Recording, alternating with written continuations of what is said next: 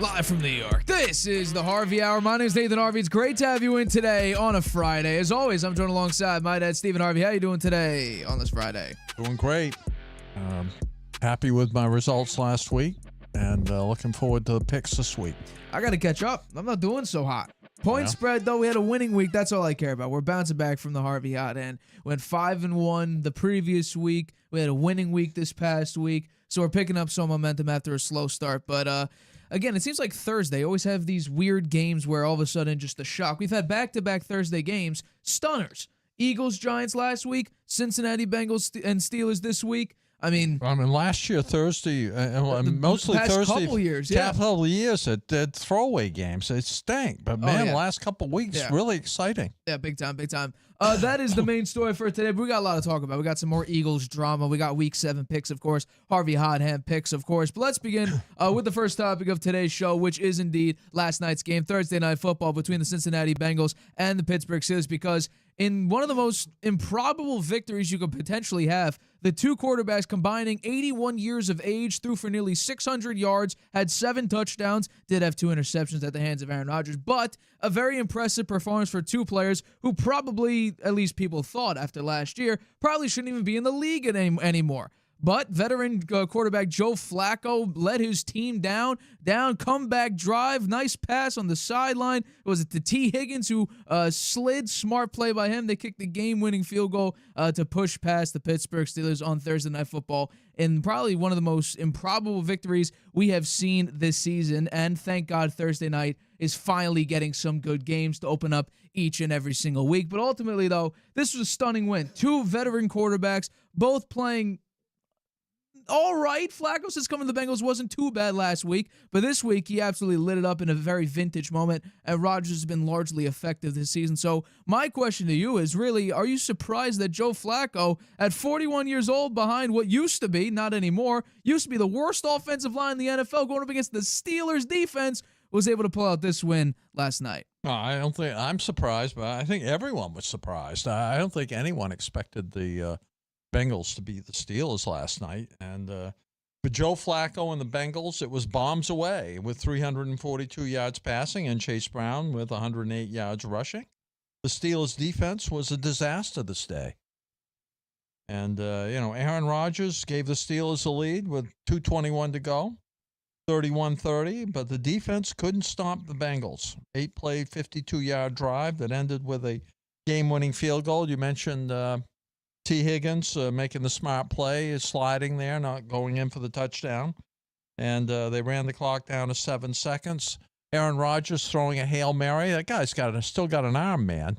He threw it 60 yards right down there. 70 yards, actually. It's 70, It's the largest since Next Gen Stats was recording. It's the furthest throw ever. 69.2 yards, I think. Really? Something like that, yeah. It's the farthest throw. It was a laser.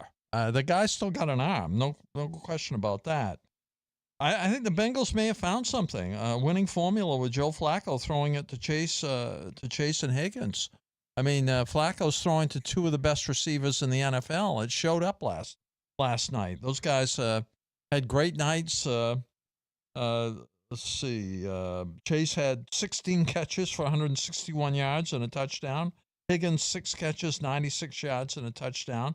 They were lights out, man. The Steelers couldn't do anything. And I about that. And that, what happened to their defense, Nate? I don't get it. I was surprised. I think that was the game right there. The Steelers defense not being able to stop the Bengals through the air and on the ground, and it was a shootout, and that's not a game that the Steelers can win in a shootout. I agree with that, and I think it's more so the style of play. When you have Arthur Smith who wants to run the ball a lot, and they ran the ball very effectively, 7.9 yards a carry. Jalen Warren had a great game. But ultimately, what we saw from Rodgers was he was playing very safe football. Short throws, get it out quickly, let's go. The deep ball has been relatively non-existent this entire season, and Rodgers is known for having the nice deep ball, and he actually threw 2 interceptions on deep passes to the left. But you brought up a brilliant point. Where the hell was the Steelers' defense? And most importantly, where was your number 1 and probably number 2 biggest threats in Jalen Ramsey and especially TJ Watt? You go up against solo coverage. TJ Watt had 37 pass rush snaps in this game. 18 of them solo against Amarius Mims, the right tackle for the Cincinnati Bengals. 18 solo ones. And it totaled half a sack and 1 pressure. TJ Watt, who was supposed to be the number 1 pass rusher of the last 10 years, and he did absolutely nothing against what, going into this game, was the 67th rated tackle in the NFL out of 76. I mean, that is unacceptable through and through. But honestly, what the sad thing is that this should have actually been expected. This was a trap game.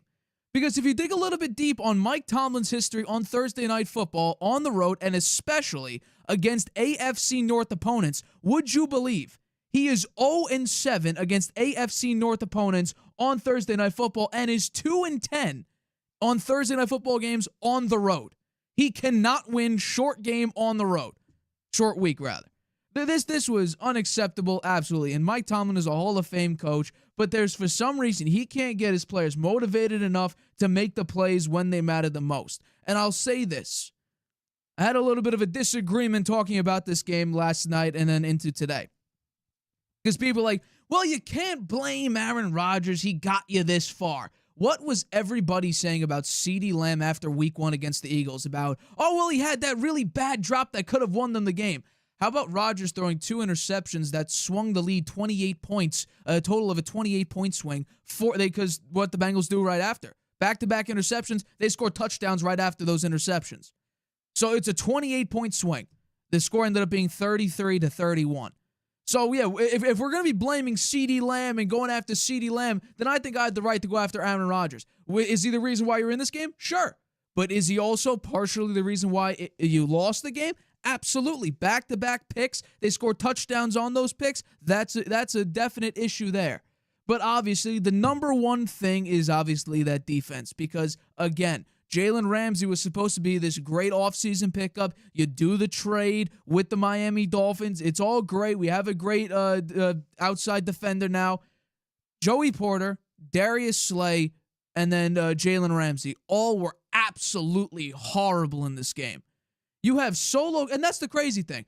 Joe Flacco, at 41 years old, behind what used to be the worst offensive line in football, at the end of the game, which probably could seal the game, said, screw it, one-on-one coverage, Jalen Ramsey with T. Higgins, and it was the right play. A beautiful throw, a great play.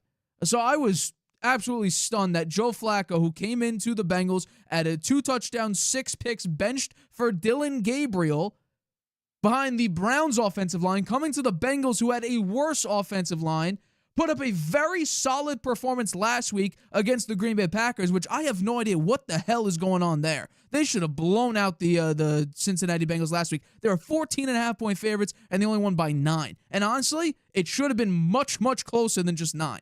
But in this game, going against the Pittsburgh Steelers defense, with their pass rush, with Mike Tomlin, this should have been an easy win for the Pittsburgh Steelers. And their main guy, the number 1 guy on defense, TJ Watt, didn't show up at all. He had a great week last week, and everybody was ripping on PFF for grading a Myles Garrett higher than TJ Watt, who had better stats. In this game, I mean, he did absolutely nothing. Amarius Mims is a bottom 10 offensive tackle in the NFL.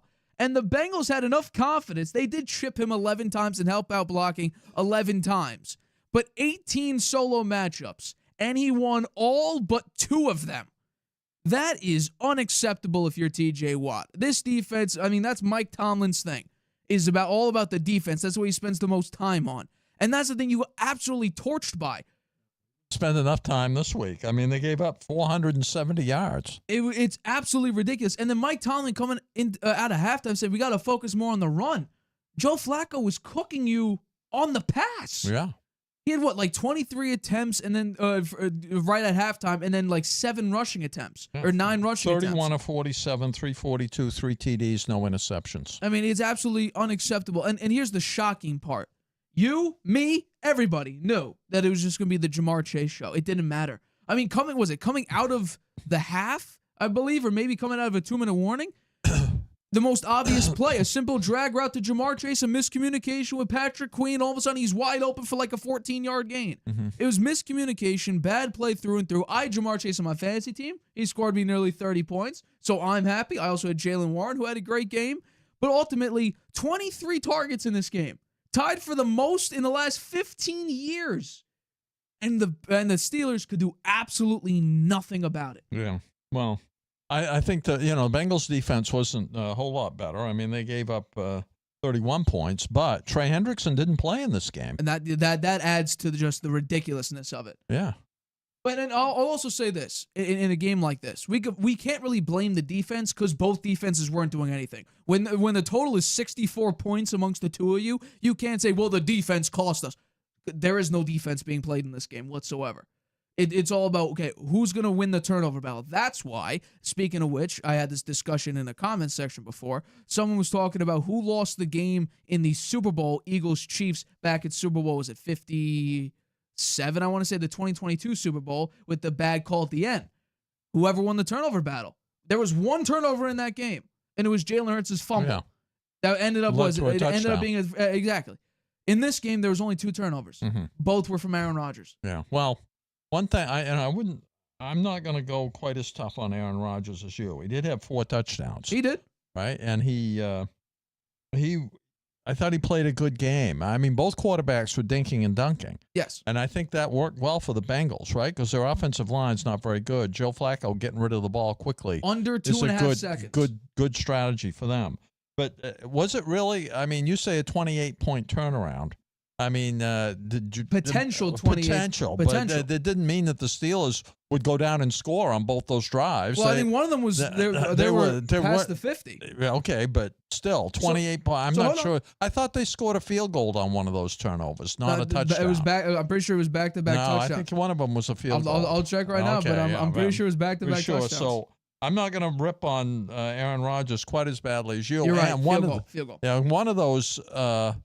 One of those interceptions, the one against Metcalf on the sidelines, that was such a close call. It was. And I'm not so sure that was an interception. I thought he was out of bounds. Now look at the back call. He was out of bounds. His left knee hit the ground. That counts. So you don't need 2 feet in if you have a knee or a thigh or whatever the case may be. I mean, I thought half of his body was out of bounds when he landed. No. When he landed, half his body. I wish you had that his clip. His knee hit I wish before. you had that clip.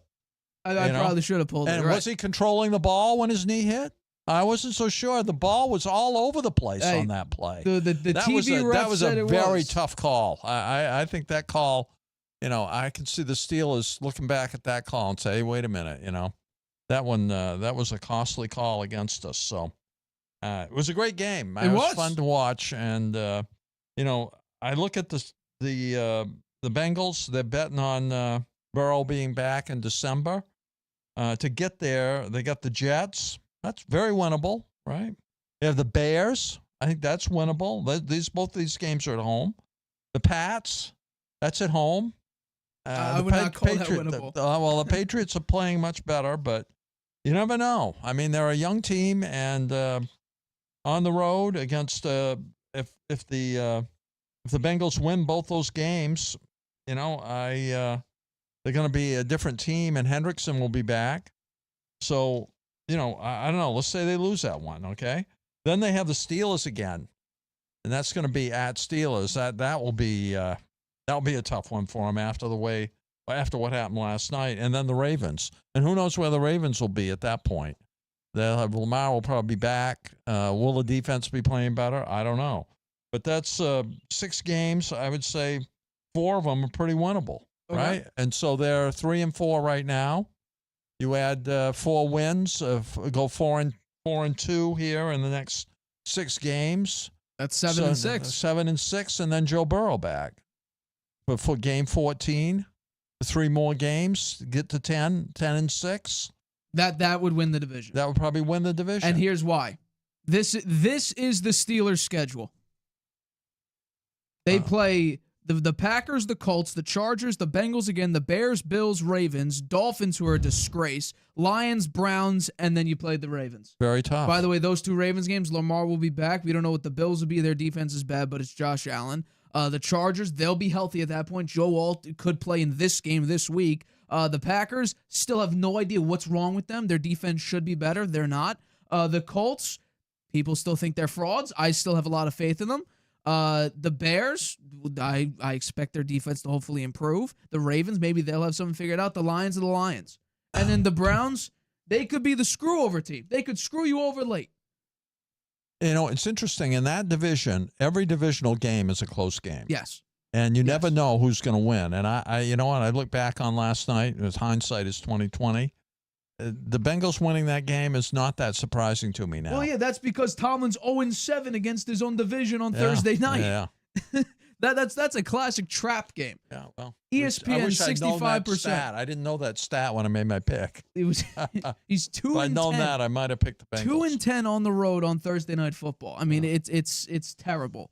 But speaking about terrible, I think this is only getting worse for this team because I feel like we've talked about this team within this exact situation for the last 2 years, which is indeed the Philadelphia Eagles, because Jeremy Fowler of ESPN reported after the loss to the New York Giants that one player told him that this is starting to feel like the 2023 meltdown all over again when Philly lost 5 of his last 6 games, and the team needs to use this week to figure things out and avoid a full-blown repeat. Lane Johnson obviously talked about recently how the offense seems predictable and whatnot, so it just seems like everything's falling apart. Early in the season, A.J. Brown was already, making cryptic tweets, talking about, he wants to be more involved. Jalen Hurts is not really doing his part at a high level. The offense is very volatile. It does a lot of passing, and then does a lot of running, nothing in between. So the Eagles are a complete mess yet again. So after this report by Jeremy Fowler of an Eagles player saying that they're getting some deja vu from 2023. Do you think that there should be a level of concern, legitimate concern, if you're the Philadelphia Eagles? I think there's concern, but I don't think the Eagles are imploding. And one player saying this feels like, a couple of years ago. Well, it's one guy. I don't know if I take too much away from that. They were 4-2 last year through 6 games. They got to 4-2 this year versus last year very differently. I mean, last year the offense was cooking with the running game, and then they got to 4-2. This year they've limped to 4-2, but they are 4-2. I mean, they've won 4 games. There aren't that many teams that have won 4 games. They haven't lost. They were 22-2, I think. Now they're like 22-3, going back to last year. So, this is a decent football team, and I don't think that they've played up to the strength of their roster yet by any stretch. They're 30th on offense, 30th in passing, 25th in rushing. They're 21st in defense, 12th in passing, and 26th in rushing. Those are stats that they can improve on for sure. The new offensive coordinator is getting a lot of heat, rightfully so, still getting acclimated. The offense, as Lane Johnson says, is too predictable. They got to mix it up a little bit more. They need to get the running game going, and they should be capable of getting it going. They have injuries on their offensive line that have had a factor on the running game. They got to get healthy there and get the running game going. They've got Carter back on defense this week. They didn't have him against the Giants. They need to win against the Vikings. They got 10 days rest. The Vikings just came back from London, so I think that's a favor. That's in their favor for sure. I think they don't win against the Vikings. You're going to hear more noise from the locker room, particularly like people like A.J. Brown. I think they have the talent to mount the turnaround. Jalen Carter back, as I mentioned, from injury. A.J. Brown, he's certainly one of the more talented wide receivers. Lane Johnson, he's a powerful voice in the locker room, calling for more consistency. Jalen Hurts, Super Bowl quarterback, MVP of the Super Bowl last year. Devonta Smith, one of the better wide receivers in the league. Saquon Barkley, rushed for more yards than any other running back in the history of the NFL last year when you count the playoffs. So they've got the talent. Do they have the character and the motivation to go out there and make a statement against the Vikings? Well, this is why I'm saying that, yes, we need to start at least, maybe if not full-blown red lights, maybe let's go with a nice red-orange. We're not in full panic mode, but there should definitely be a level of serious concern, and this is basically the reason why. In 2023, Jalen Hurts averaged over 30 attempts per game. That's plummeted because they thought last year, rightfully so, after the 4-game stretch when they were 2-2, let's just run the hell out of the ball. And so Saquon Barkley just dominated the rest of the time. And also, the big part about it was turning down the turnovers. That was a big thing. Jalen Hurts kept throwing turnovers and whatnot, so they lowered it down drastically. But here's why I think that the 2023 situation is actually better than it is right now. I think it's worse right now as of going into Week 7. Because while the defense in both years was terrible, this is the big reason why I'm saying, well, let's seriously think about what the hell's going on because of this exact reason. The offense was fine in 2023. The offense was not the issue. This year, the offense is a serious issue. Points per game, 7th to 15th, 2023 to 2025. Yards per game, they're 30th this year. They were 8th last year. Yards per play, 12th in 2023, tied for 28th this year. Rush yards per game, the rushing game is non-existent now. Scoring percentage, drives ending in a score, they were 5th in 2023. They're 28th this year. And finally, third down percentage is obviously a little bit better. I think that should actually be 17th, so excuse me for that wrong graphic there. But in 2023, they were 3rd. So the offense was not the issue in 2023. It was the defense that was really lackluster.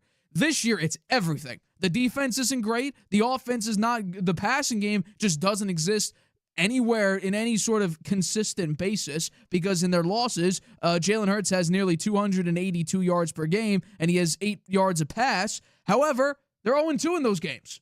The 4 wins, he has 152.3 yards per game, 6 yards per pass, a pass rating of 101. 5 touchdowns, no picks, completion percentage of 69.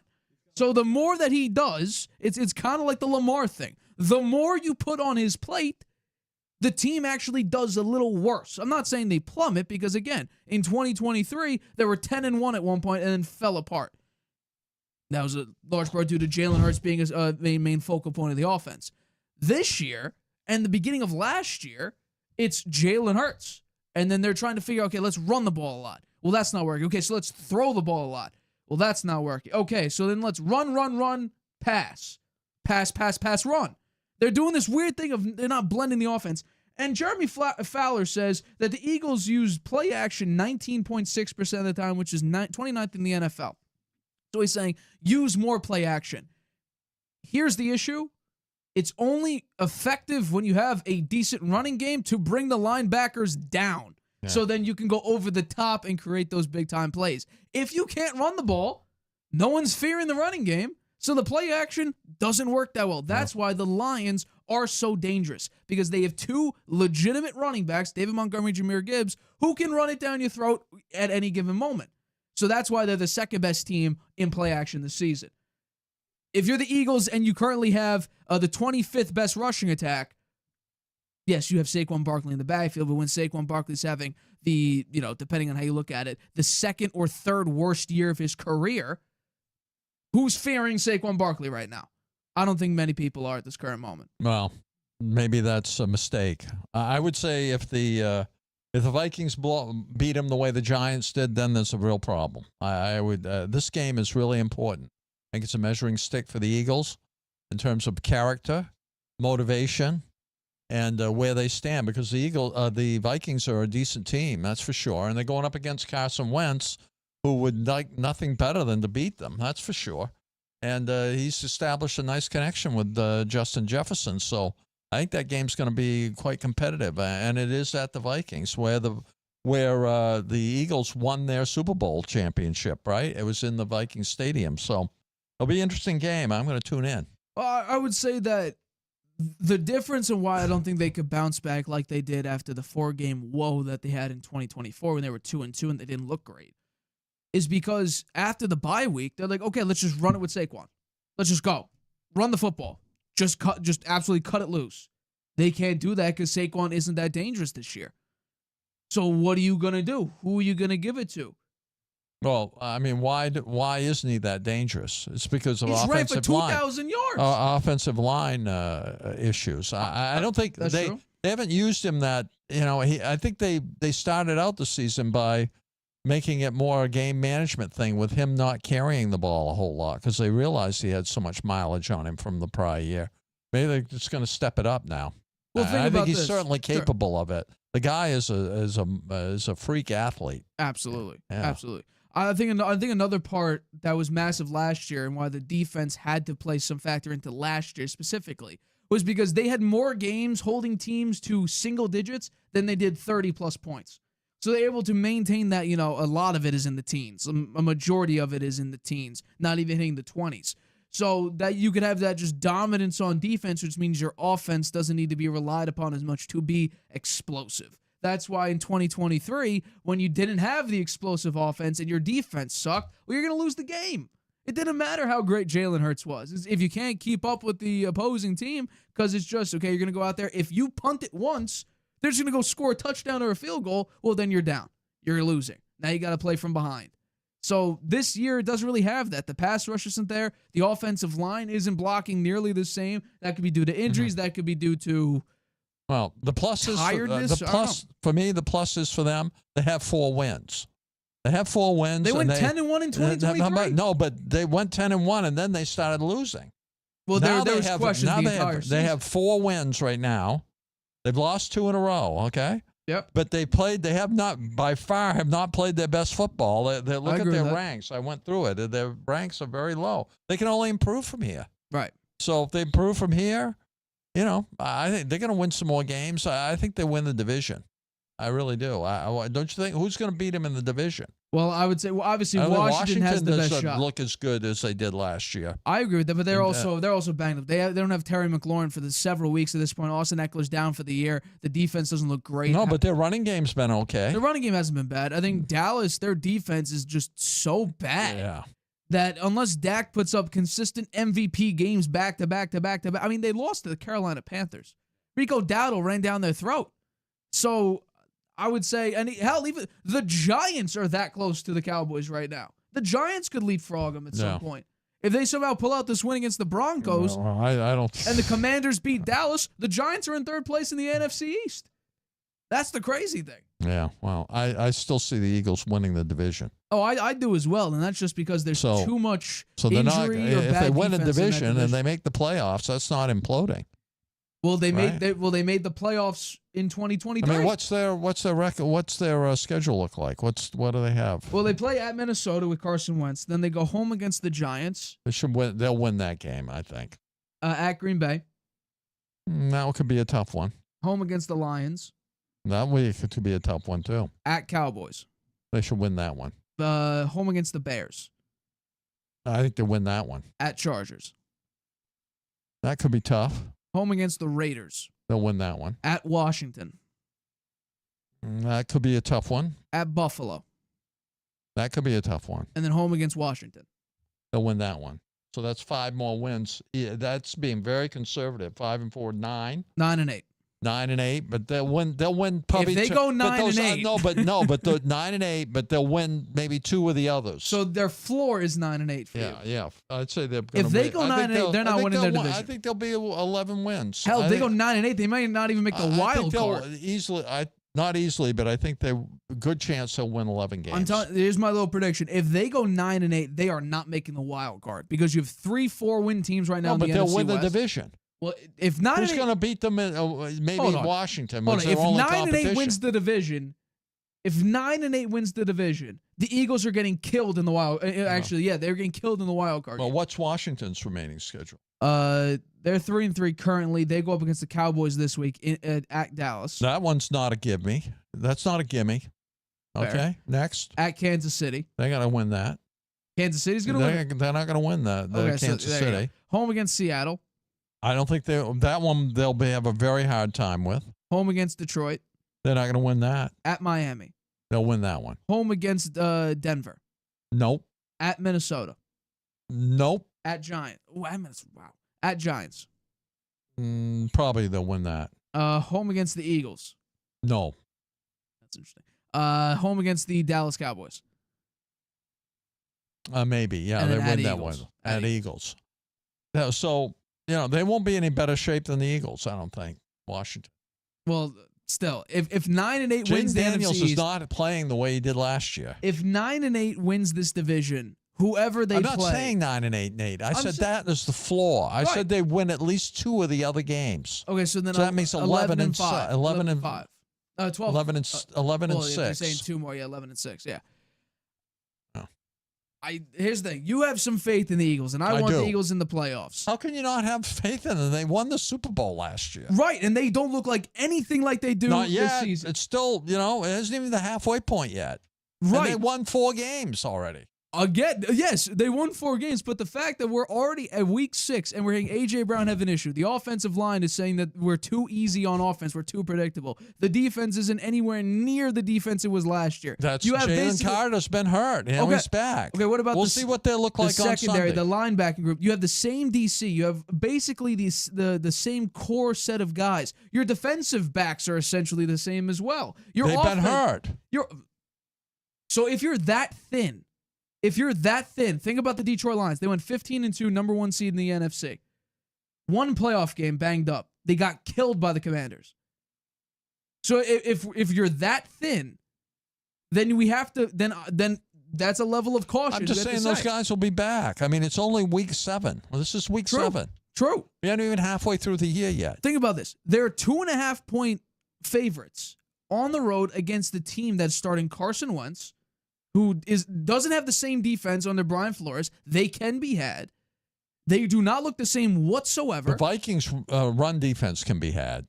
Well, this is the opportunity for the Eagles to get their running game going. If they can get the running game going, the Vikings' defense is not for run is not great. Correct. They're 24th in the league. Yeah. But also just their offense is terrible. They're 25th in the league in offense. So if the defense can't stop Carson Wentz, that would make me, what the hell's going on with the defense? Yeah, I would agree. If Quinyon Mitchell's coming back, you already have Cooper DeJean out there. You already have Zach Bond out there.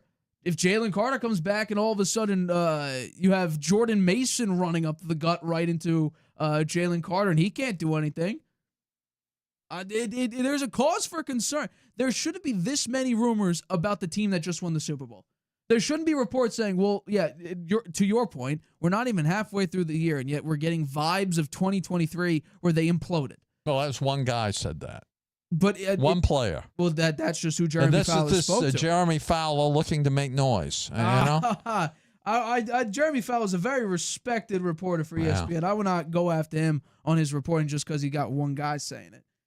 I think that if this one particular source is speaking for the vibes of the team, because again, you're not going to interview every single player. He was anonymous. He didn't say who he was. Of course, every single one of these reports is anonymous. Well, Lane Johnson hasn't been anonymous. He said we need to play better. We need to play more consistently. Well, yeah, because he's not attacking players. Tua got absolutely killed for saying, "Yeah, we don't have leadership." He had to apologize. He should have apologized. So why you say, "Oh, well, yeah, not anonymous. This guy's anonymous." Obviously, if you're going to get killed in the media for saying, "Yeah, our team, we have zero confidence. We're basically the Sam Darnold thing. We're seeing ghosts of 2023's past." Okay. To me, I mean, we'll see what happens on Sunday. I say I'm picking the Eagles to win here. So am I. They have to win here. Yeah. Because if you lose to Carson Wentz, what the noise is already at 10. I think it's going to be a hard It's game. going to blow through the entire I think it'll dial. be a tough game. I mean, it'll be tough just because you're not playing up to the standard we expect from you just winning the Super Bowl. They've got to put a lot of pressure on Wentz. That's going to be key. Big time, big time. All right, coming up, Week 7. You are killing me on the win-loss this year. Point spread as well. I think you might be beating me in that one. But yeah, coming up, Week 7 picks, and I hopefully repeat on a Harvey Hot Hand winning streak here. We've had back-to-back winning weeks. Hopefully I continue that. I have some very, I would say, desperate picks for the Harvey Hot Hand. Desperate? Desperate meaning if these teams don't win, we should see more firings than just Brian Callahan. I'll throw that out there now. But yeah, we'll discuss all of that right after this break.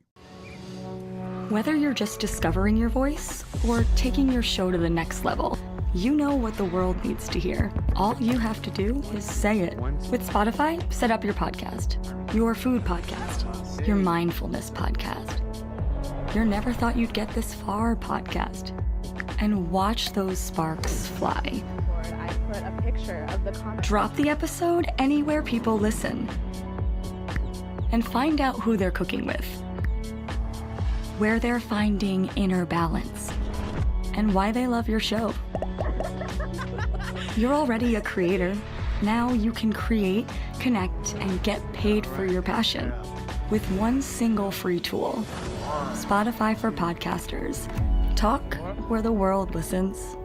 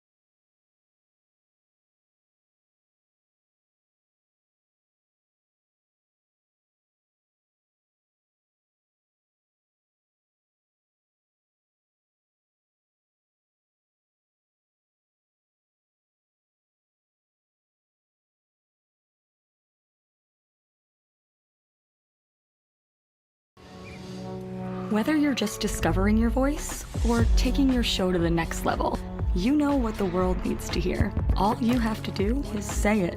With Spotify, set up your podcast. Your mindfulness podcast. Your never thought you'd get this far podcast. And watch those sparks fly. I put a picture of the comment. Drop the episode anywhere people listen. And find out who they're cooking with. Where they're finding inner balance, and why they love your show. You're already a creator. Now you can create, connect, and get paid for your passion with one single free tool. Spotify for podcasters. Talk where the world listens.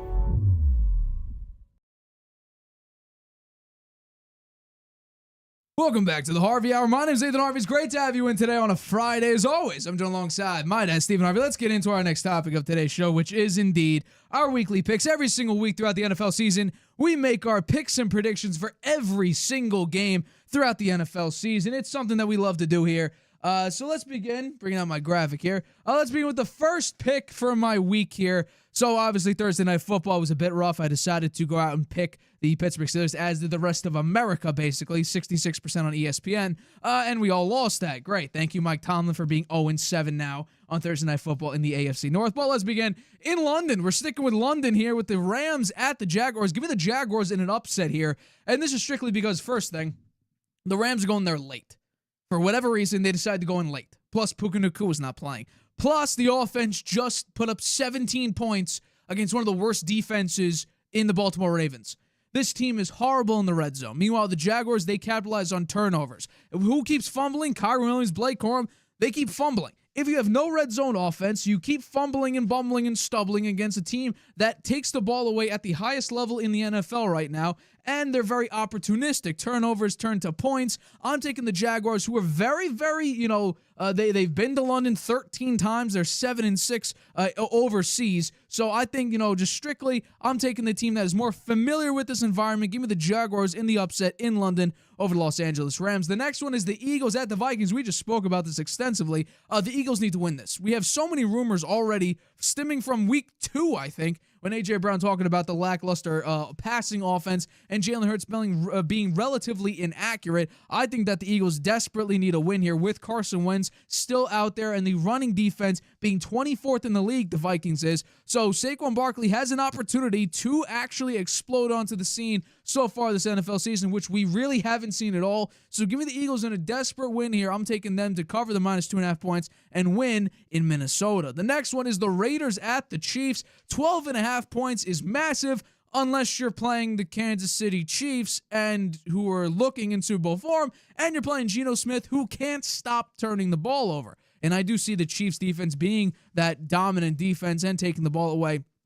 My guess is I'm predicting 2 interceptions from Geno Smith and a potential benching and a sight of Kenny Pickett taking snaps. But yeah, give me Mahomes and the Chiefs, who look like to be in Super Bowl form. I'll take them to win and cover the -12.5 point spread. The next one, Saints at Bears. Give me the Bears here and to cover the -4.5 points. The Saints are really, really weird. They are very, very competitive in basically every single one of their games, which is very fascinating. They were very good against the New York Giants. They capitalized on several of their fumbles, the Giants' fumbles, and able to turn that into points for a 26-14 win. But against the Patriots, that was the worst officiated game I've seen in a long time. The Patriots got screwed over by the refs, so I thought the Patriots should have blown them out of the water. Instead, the game was a 6-point victory. For this, though, I'm taking the Bears here. Their defense is terrible, I know, but I think the way Caleb Williams is playing and going up against, in Monday Night Football, going up against the Washington Commanders and playing as well as he did, looking as poised as he did, leading that game-winning drive, I was very, very impressed. So give me the Bears to cover and win.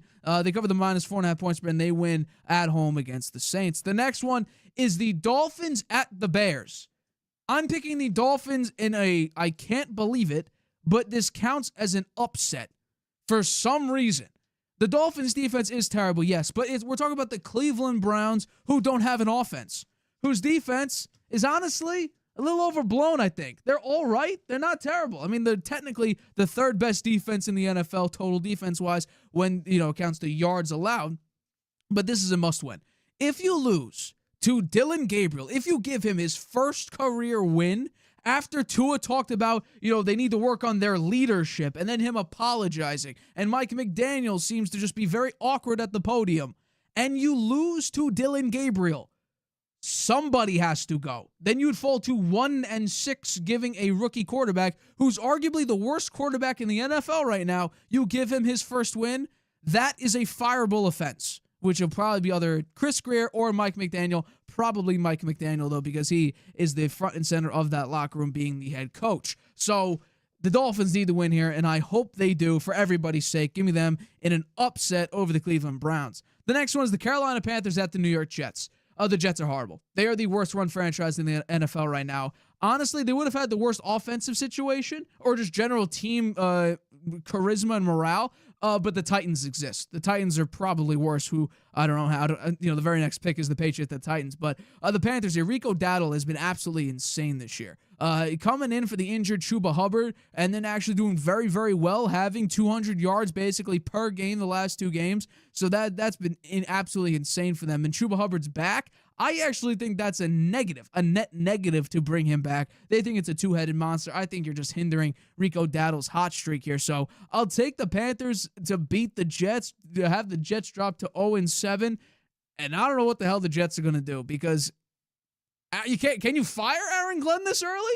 I don't know if you can, but dropping to 0-7 and being this bad, yeah, that's going to be an issue. I will take the Panthers, though, to win and cover the -1.5 point spread on the road in MetLife Stadium. The next one is the Patriots at the Titans here.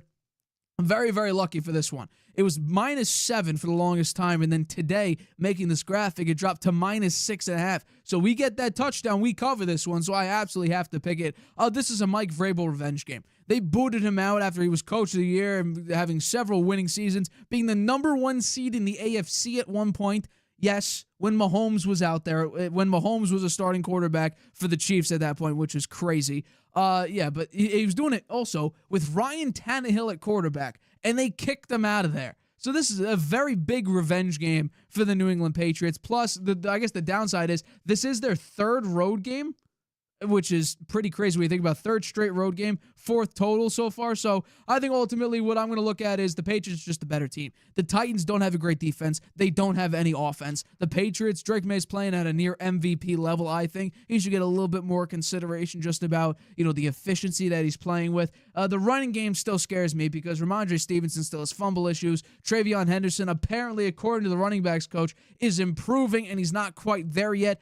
I have a serious issue with that because if Antonio Gibson's out for the year and then you have Ramondre Stevenson who can't hold on to the football, well, then you have to rely on a guy who his running back coach says he's not fully there yet. I think he's better than what everybody's saying. He's the only guy that's not fumbling, so again, if your running back group's already not great, at least don't make it worse by sending a guy who doesn't have hands out there to be the primary back. So I think Travion Henderson should get more snaps here. The defense is playing relatively well, and going up against Cam Ward, who has now trouble with passes and whatnot, this could be a trap game with the new head coach. They play up for their new head coach. It could be a trap game, but I think Mike Vrabel in his revenge game, he'll will his players to victory and cover that 6.5 point spread. The next one, I've bet the Colts all year.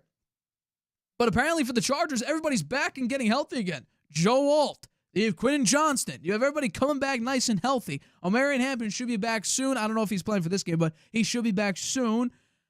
But in this one, what I saw last week, the Colts and the Cardinals, Jacoby Brissett cooked this defense and plated it and made it look nice and nearly beat them. That doesn't sit right with me. I think Justin Herbert, with Joe Alt back, with Quentin Johnston back, I think that there is a chance the Colts win here.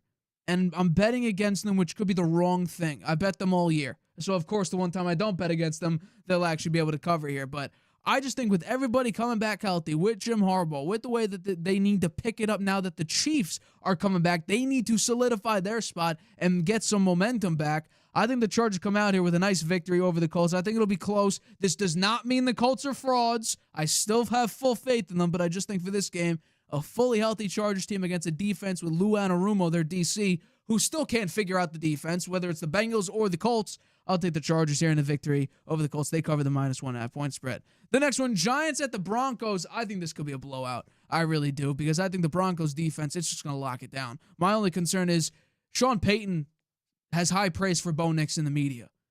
But when he actually sends him out there with the game plan, it's dink, dunk, throw it to a third-string tight end, have your fullback take third and short reps instead of J.K. Dobbins or R.J. Harvey. If you have faith in him, let him take an intermediate shot at the very best. Don't have a 3rd and 7. Have him check it down to Troy Franklin or to J.K. Dobbins or to a third-string running back.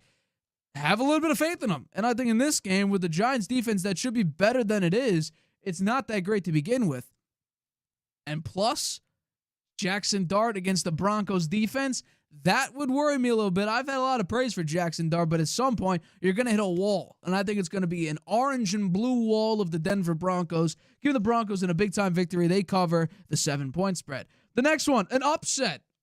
I guess it was the Commanders were favored basically the entire week, but now with the news that Terry McLaurin will be out for this game, well, it looks like, and also Deebo Samuel dealing with an injury, it looks like the points have swung in the favor of the Dallas Cowboys. I'm taking the Commanders here, and I think strictly it'll be a running game. The Dallas Cowboys have no defense. Has no defense. If Rico Dowdle can run 200 yards on you and make him seem like Saquon Barkley last year, well, what is the dynamic running backs group of the Washington Commanders going to do? Or Jaden Daniels using his legs? I think it'll be an interesting game. I think this will be a high-scoring game. I do think, though, when it's all said and done, the Commanders will come out on top here. Give me the Commanders in an upset in Dallas. Put egg on Jerry Jones' face a little bit there. I think the Commanders are going to win here. I think it's going to be a very good game to watch, though. All right, next one is the Packers at the Cardinals here.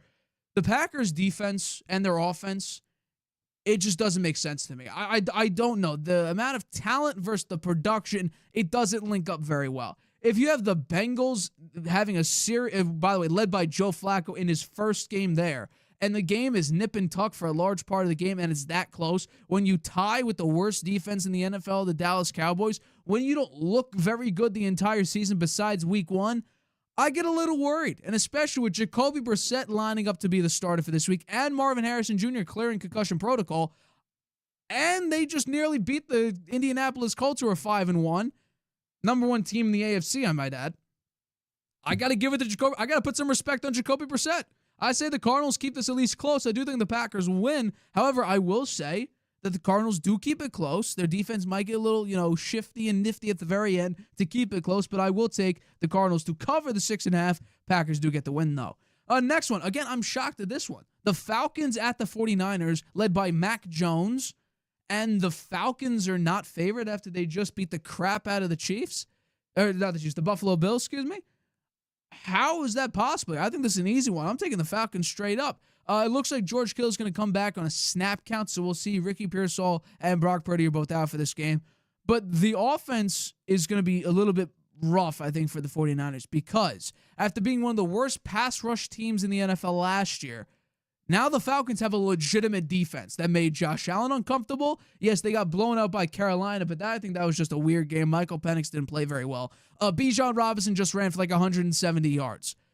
I think that the 49ers defense, without Fred Warner, without Nick Bosa, I think it's going to get cooked a little bit by Bijan Robinson, who could be your leading receiver or leading running back. Give me the Falcons straight up. They obviously cover the plus 1.5 point spread.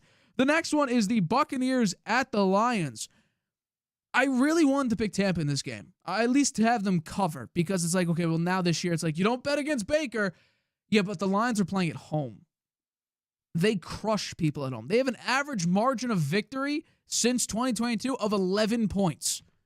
So I think, and especially because Dan Campbell hasn't lost back-to-back games since 2022, I'll take the Detroit Lions, who got absolutely just embarrassed by the Kansas City Chiefs. They didn't call the right plays when it mattered. I'll take the Detroit Lions here in a decent victory here. Give me the 5.5 points. I'll take the Lions straight up in a nice victory on Monday Night Football at home. And the final one, Houston Texans at the Seattle Seahawks. I really like the minus 3.5. Should have put it in. It probably would have been a Harvey Hot Hand pick at the 3.5. It would have been Texans plus 3.5. But at minus 3, I'll take the Seattle Seahawks here. I think this will be a very low-scoring game. I think this will be defense versus defense. I don't think there'll be too much offense here. But I will take the overall better team who's actually getting healthy again. I think K9 needs to improve. Zach Charbonnet and Kenneth Walker, they need to be better. You can't have Sam Darnold. You can't rely on Sam Darnold to do everything for you every single week because at some point, like last year, it'll get a bit rocky and it just won't be able to hold up properly. So I think that the Houston Texans defense is very formidable. I think the offense of the Texans is improving over time.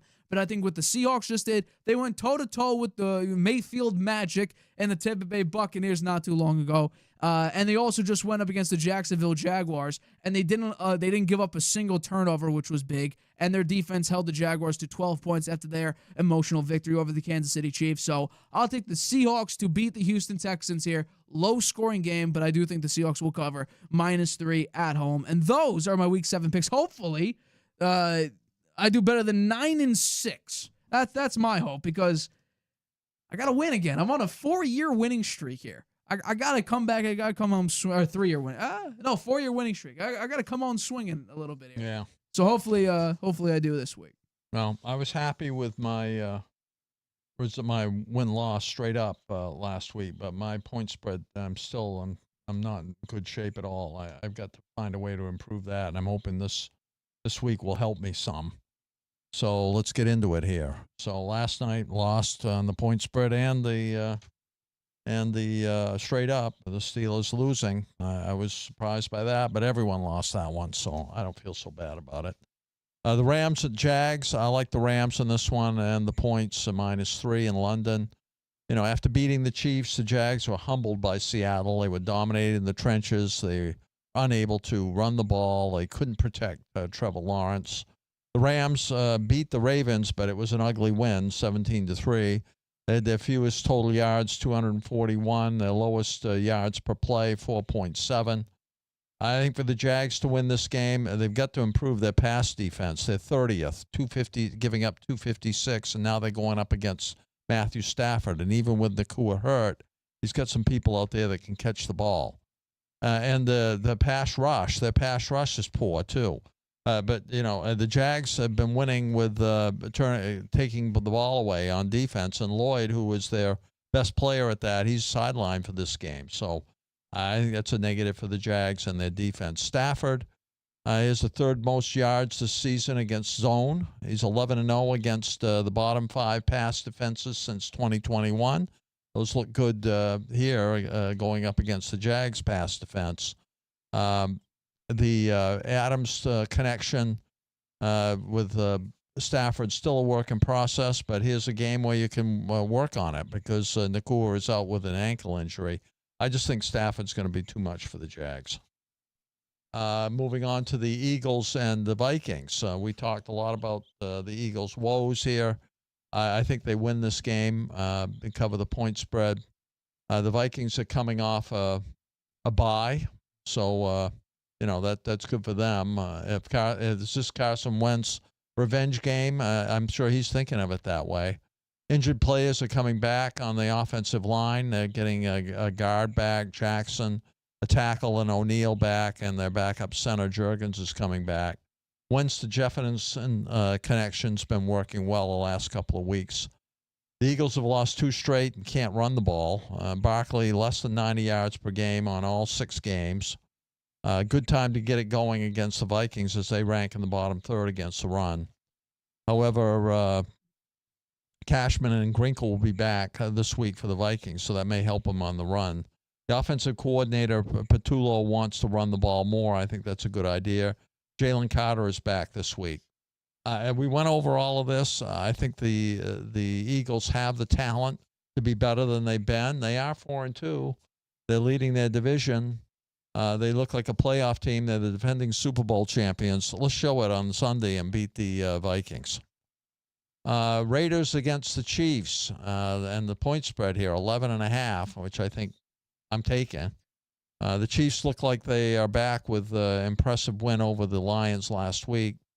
Rashee Rice is back now, and together with Worthy and Brown, the wide receiver core is healthy. Kelsey's also playing pretty well. He had a number of catches in the last game. Josh Simmons may not play. That one will be so good for protecting Mahomes. The Raiders have beaten the Chiefs 4 times in the last 24 tries. So I don't think the Raiders are going to be beating the Chiefs on Sunday, particularly playing at the Chiefs. They've only scored 20-plus points twice this season, the Raiders as well. So I like the Chiefs to win this one and cover the point spread at 11.5. Saints at the Bears, Bears minus 4.5. I'm taking the Bears and the points. The Bears on a 3-game win streak. I think Ben Johnson's the real deal as a head coach. He's got the offense playing better and smarter. Caleb Williams playing a little smarter instead of running around like a chicken with his head cut off in the backfield there when the protection breaks down, and he should just dunk it or throw it away. He's doing a little better in that regard. The Saints 25th in scoring offense, 25th in points allowed. Rattler playing better, but hurt by drops and the failure to convert in the red zone. The Bears forced turnovers. They have 12 turnovers. That's second in the league. The offense is playing better under Johnson's scheme, as I mentioned.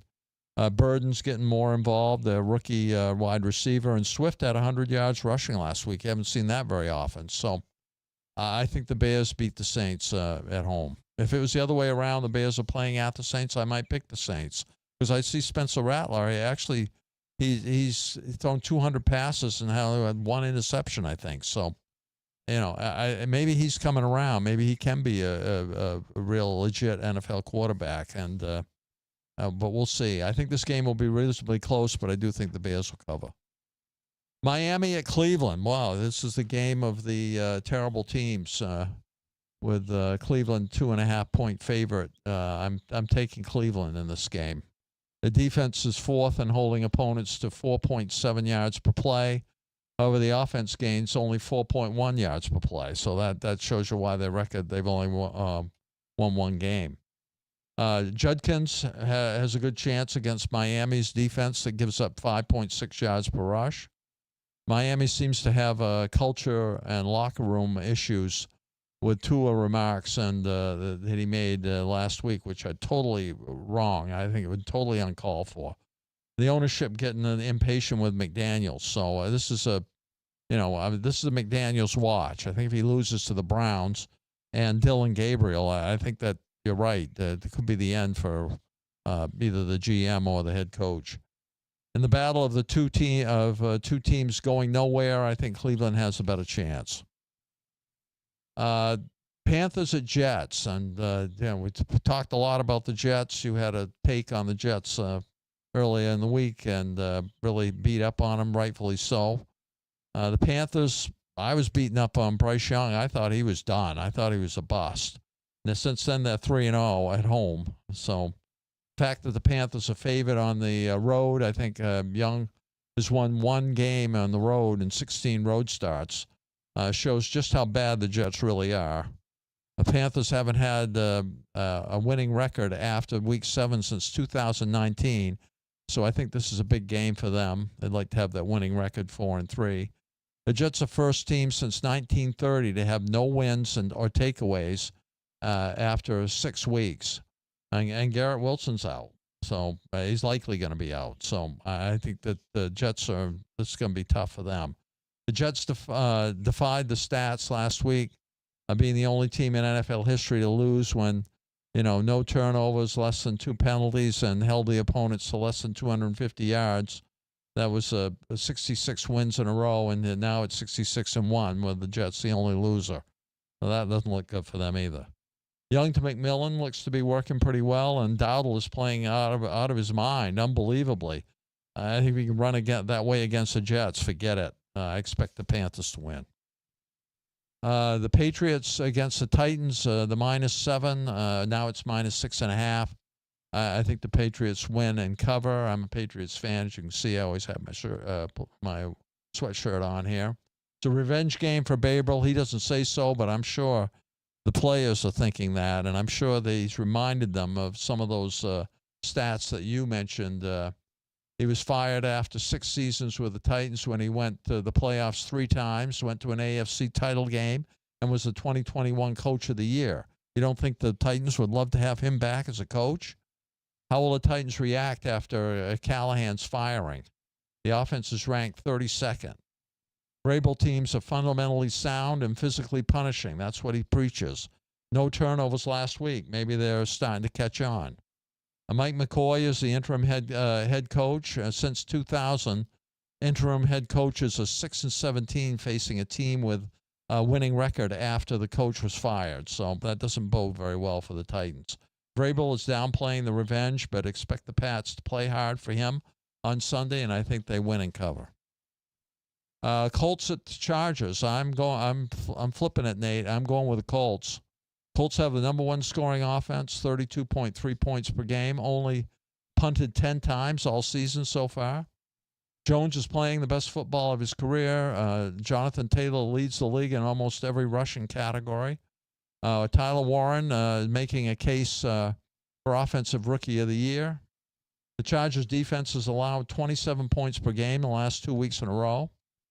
The Colts are the 4th best scoring defense, will make it tough for Herbert and their banged-up offensive line, even though you mentioned the Alt's probably coming back, but that's only one guy, and they have 4 out of the 5 guys were hurt.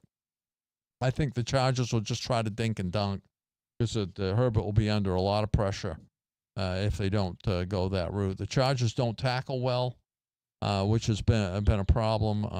Will be a big problem against Jonathan Taylor. I think he's the difference in this game, and that the Colts find a way to win.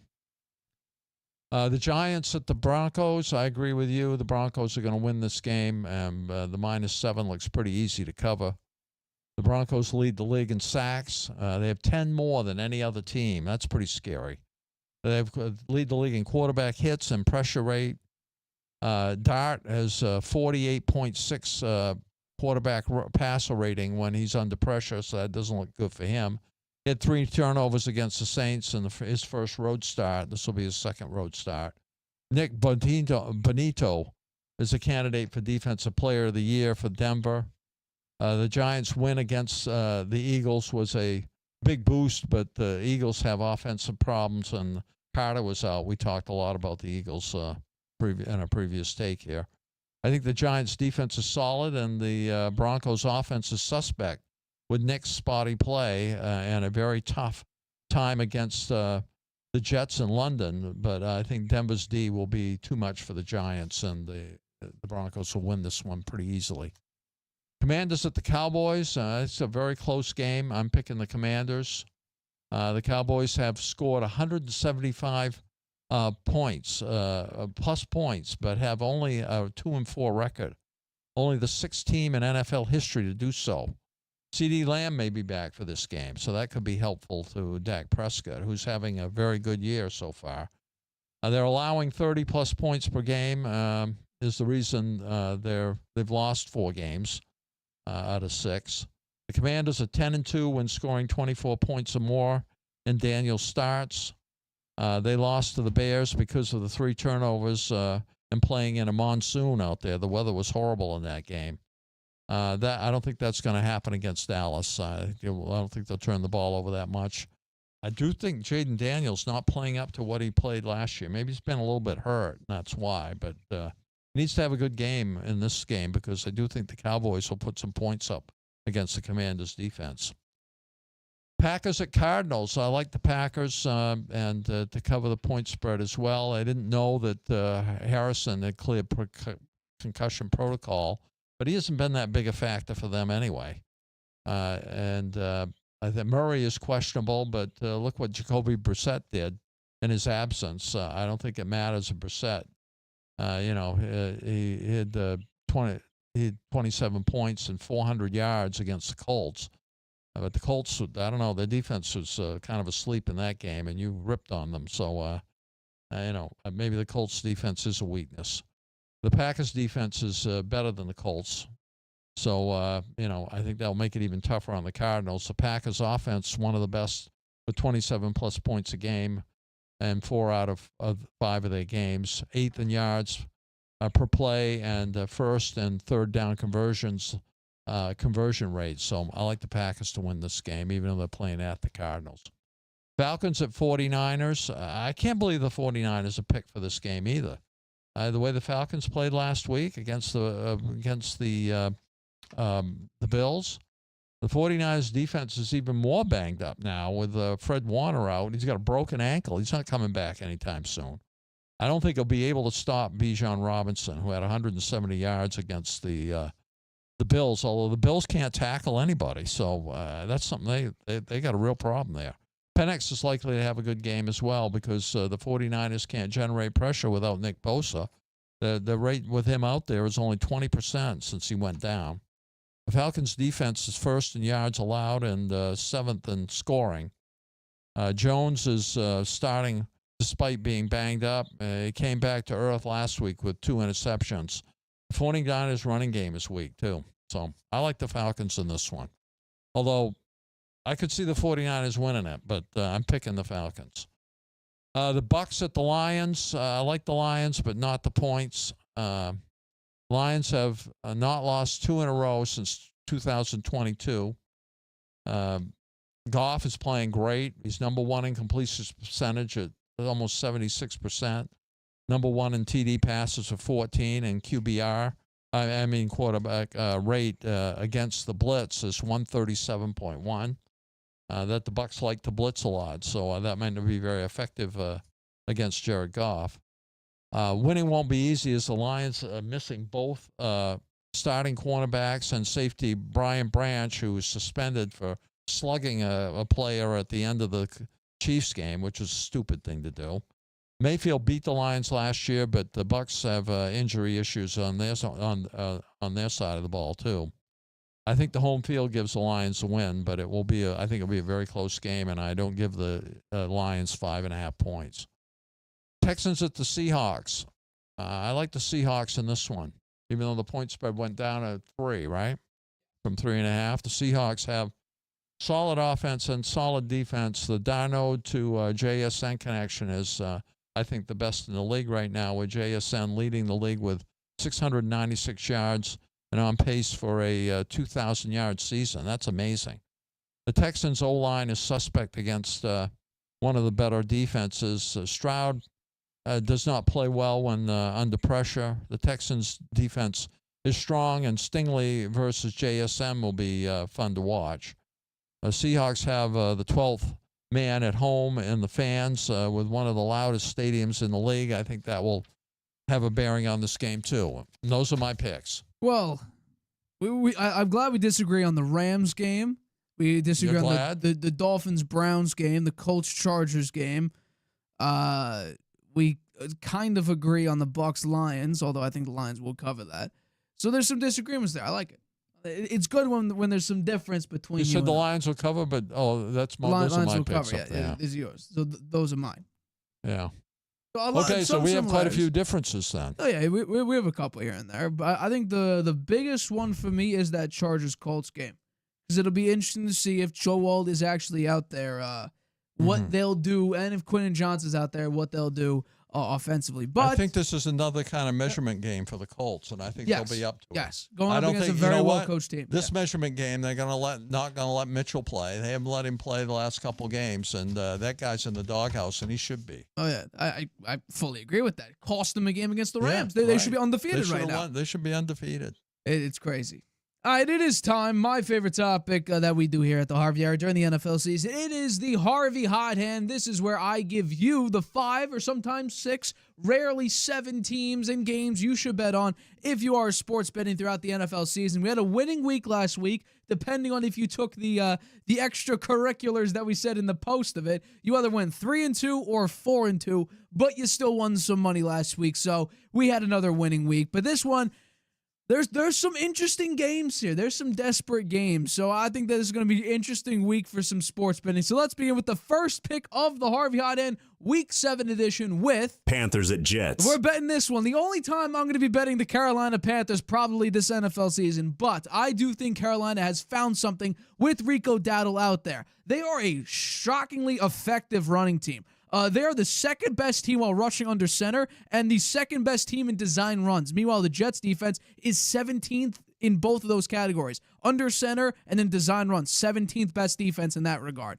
I just think that ultimately Rico Dowdle's effectiveness has been largely the reason why, and really the only reason why, in my opinion, that the Panthers have been able to been this successful, because rushing yards the last 2 games, Rico Dowdle, 389. Basically, the rest of the NFL has less than that. So he's outrunning actual teams in the last 2 weeks here. I think that may continue in this one. Now, the Jets did a good job against the Denver Broncos in London. However, I just think that I don't know what the hell the Broncos are doing offensively, handing it off to your fullback and your third-string running back and doing some weird things with Bo Nix. To me, that doesn't make a lot of sense. I will say this is the most shocking part of the Panthers this season. They had the worst defense last year. They have a top 10 defense this year. Getting a lot of pressure. Justin Fields is feeling the pressure. He's been pressured on over 50% of his dropbacks, which is pretty crazy. I just think right now, and here's the big thing for me. The Jets are on the 7th most man coverage in the NFL this season. Bryce Young has the most touchdowns against man defense. He's 8 touchdowns, 0 picks against man. So he's been incredibly effective. Now, the completion percentage is a bit low, but the effectiveness is there. So give me the Panthers to beat the Jets.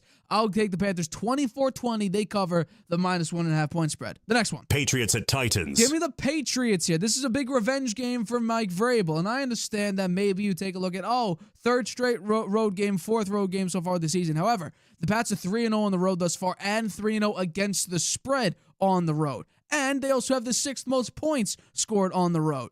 I think this is going to be a big-time spot here. You're coming off a win against the Buffalo Bills a couple weeks ago. Last week, the officiating was so bad, and everybody pointed it out. You should have absolutely blown out the New Orleans Saints. But in this one, you're going up against a team who just fired its head coach, whose quarterback isn't looking great in Cam Ward, who doesn't have a great running game, who doesn't have many talented players. Calvin Ridley, your main offensive piece, he'll be out for this game. The defense isn't very good. The Titans don't do anything right.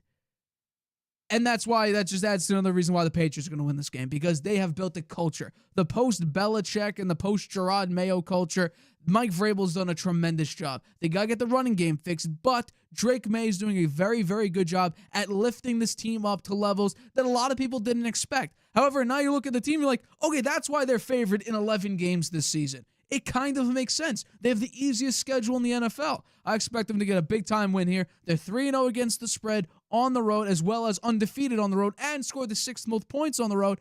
Give me the Patriots. 24-14, they cover the 6.5-point spread. The next one. Buccaneers at Lions. Give me the Lions in this one. First of all, I'll start with this. The Lions haven't lost back-to-back games since 2022.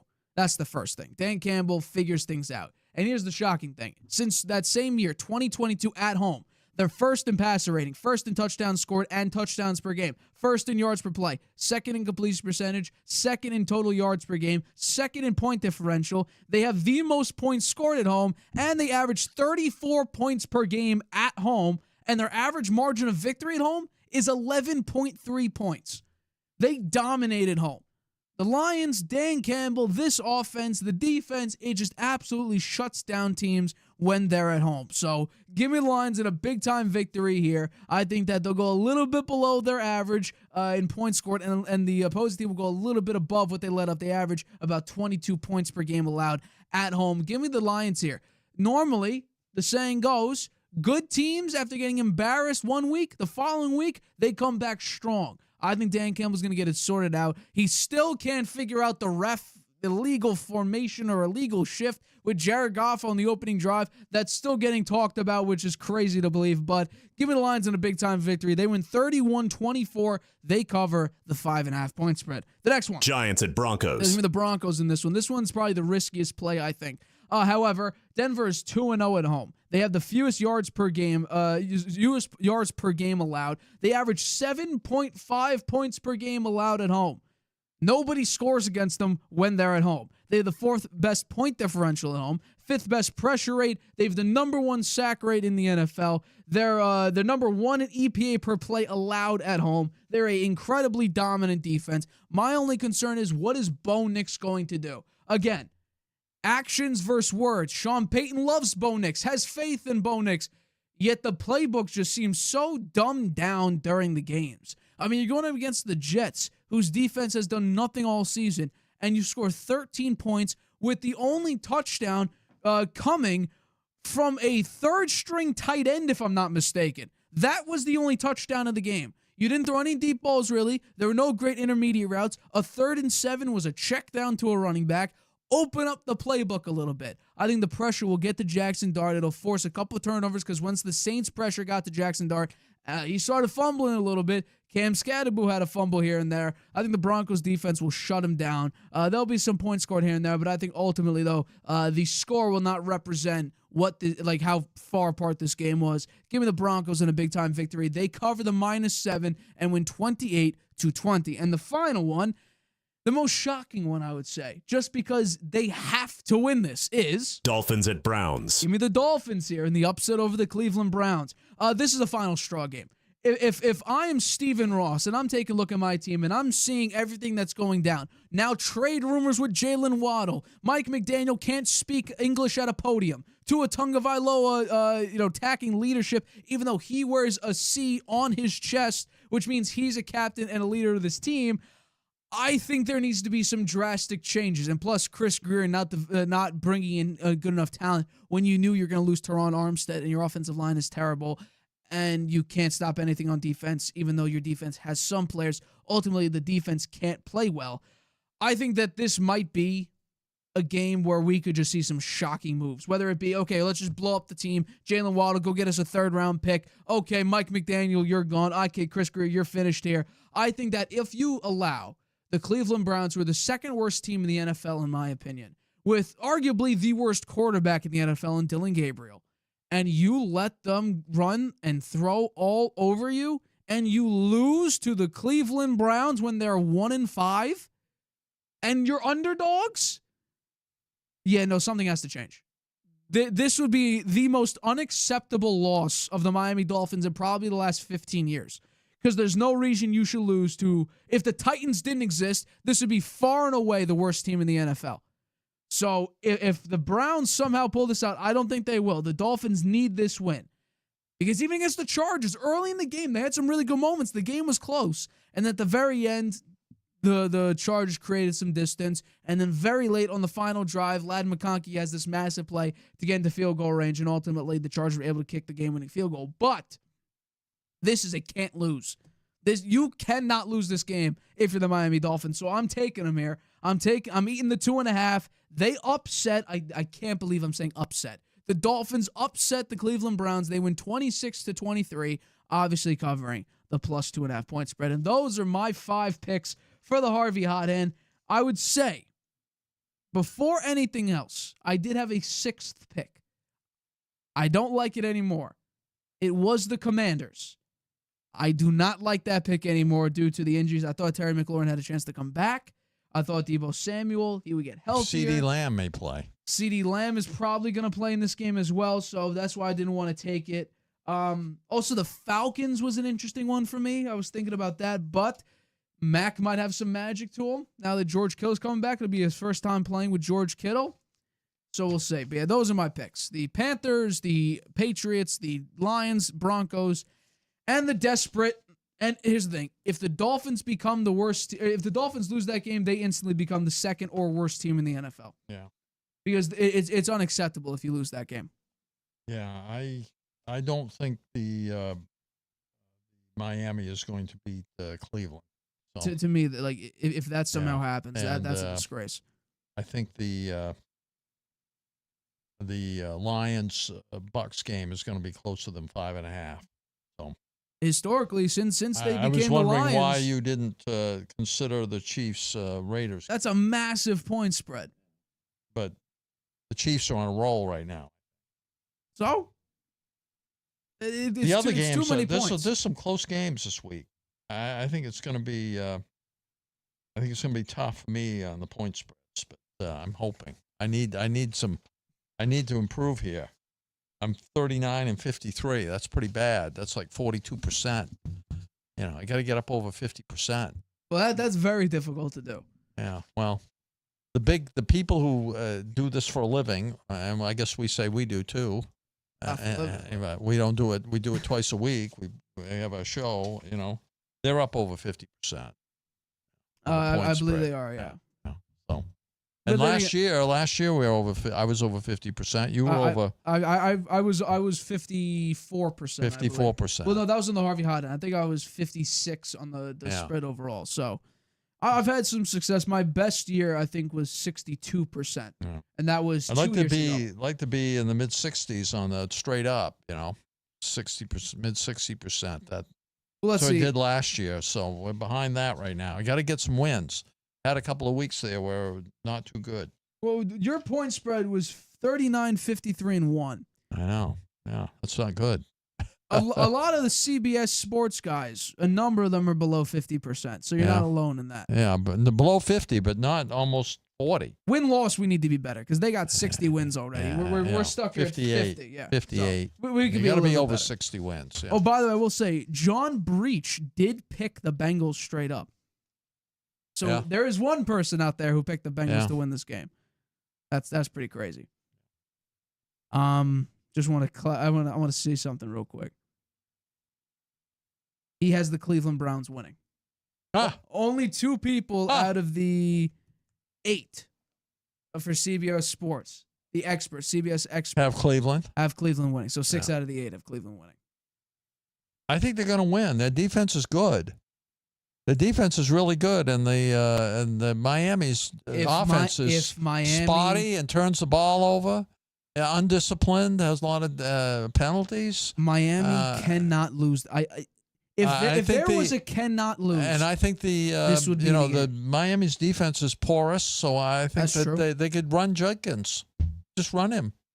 You know, they can run 2 out of every 3 plays. But just make Dylan Gabriel a game manager in this one. Get him his first win this week.